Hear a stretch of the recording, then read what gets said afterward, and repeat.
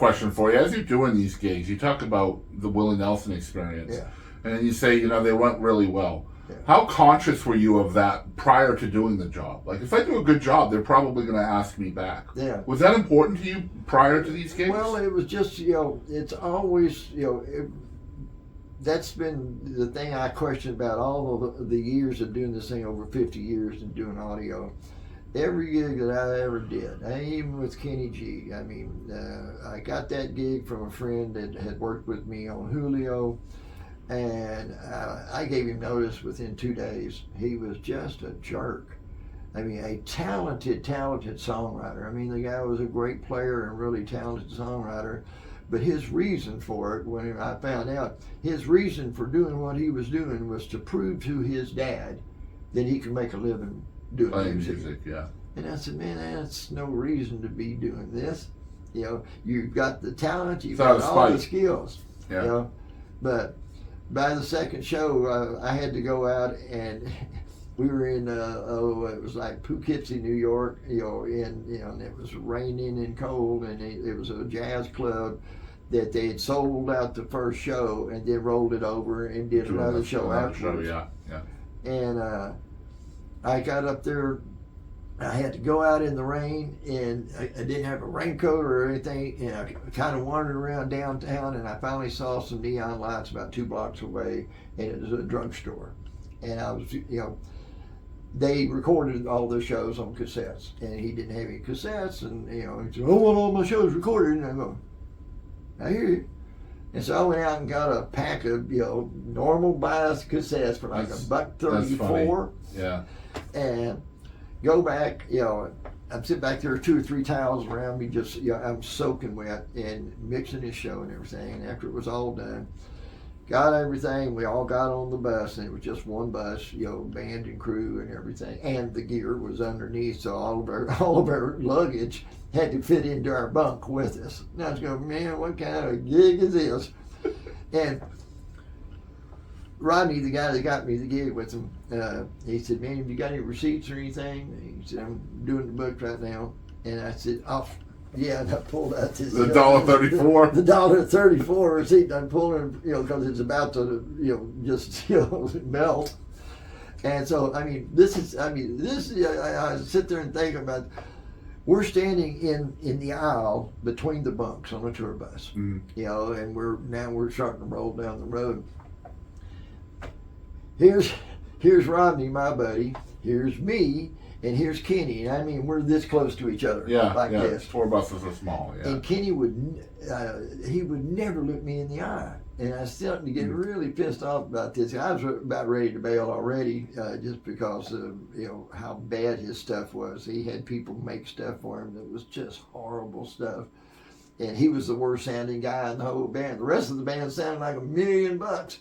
And he was like, it was just, I did everything I could do with his horn. Well, that makes a lot of sense, because looking at your bio, there's only one line about Kenny G.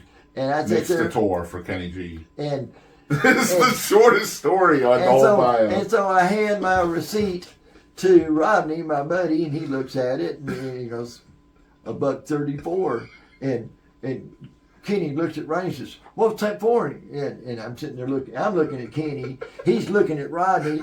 And I said, it was for the 3 tapes that I went out in the rain to get for you, so you'd have a show tape night. Yeah. And again, he never looked at me, and he looked at Rodney, and he says, I can get them out of L.A. for 3 cents or 4 cents cheaper. And then I'm going, we're not in L.A., and buddy. I just looked at him and I said, I just have to give you notice right now that I'm giving you a 2-week notice. You need to find another engineer. Yeah. And I said, no, by the way, let me see I want to see the receipt for your plane ticket to LA to save a nickel. Mm-hmm. I said, this is not, none of this is about music. Right. None of it was. And I just sat there, and he kept looking. He never looked at me. I had to do this to him one time, but he never looked at me. And I love that. So you're defending music at that point. Like, you're actually annoyed by that. when I started that 2 weeks worth of stuff with Kenny, his song was going up the charts, and we were playing all these jazz festivals. And the last one that I was supposed to do was the Playboy Jazz Festival at in L.A. And I got there and I got the band all up there playing. And he went from like 2:00 on the first day to next to last, right in front of Earl Klugh. Yeah. And his manager comes up to me as we're starting. It's just starting to get dark, and it sounded as good as I can get it, because all the rest of the drums, bass, keyboards, everybody just sounded awesome.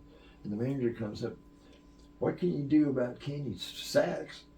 I said, go up there and cut the cables and give him a megaphone or something. Oh my God. I said I've been told he had some custom guy make this thing up, and it was he was wireless, and he was using a guitar nasty wireless system, and so his sax had all this distortion on it and everything, and he just didn't have a clue.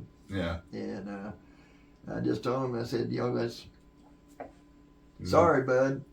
But I had to do the next show because they didn't have the engineer. One guy was coming.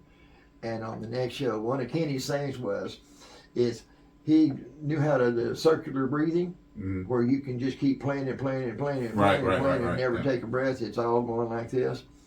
Well, that was his big moment in the show, is he'd have Rodney, who was the production manager, buddy of mine.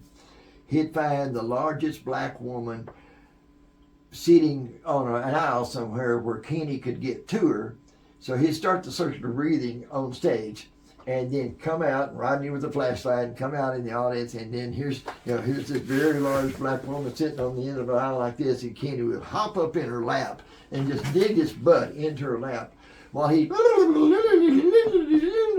he's just going with notes. Okay. And interesting. And so he's wheeling and dealing, and this woman really into it. So she's got her feet off, and she's like this with this little skinny ass in her lap. And I'm just cracking up because I'm out in front of the house, and they're right there, and I'm just looking at this like this, and all of a sudden this wireless lost signal. Oh no, that's great. And he's going, it was just like watching, Howdy Doody or something. It was a big flip out, and he hops up and is trying to get it back, but he's just going,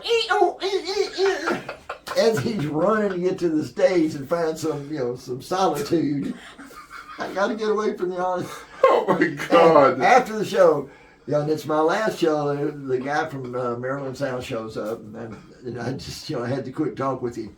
"You ain't gonna like this, brother, unless you really need a gig." That's awesome. I had to bail. I couldn't handle it.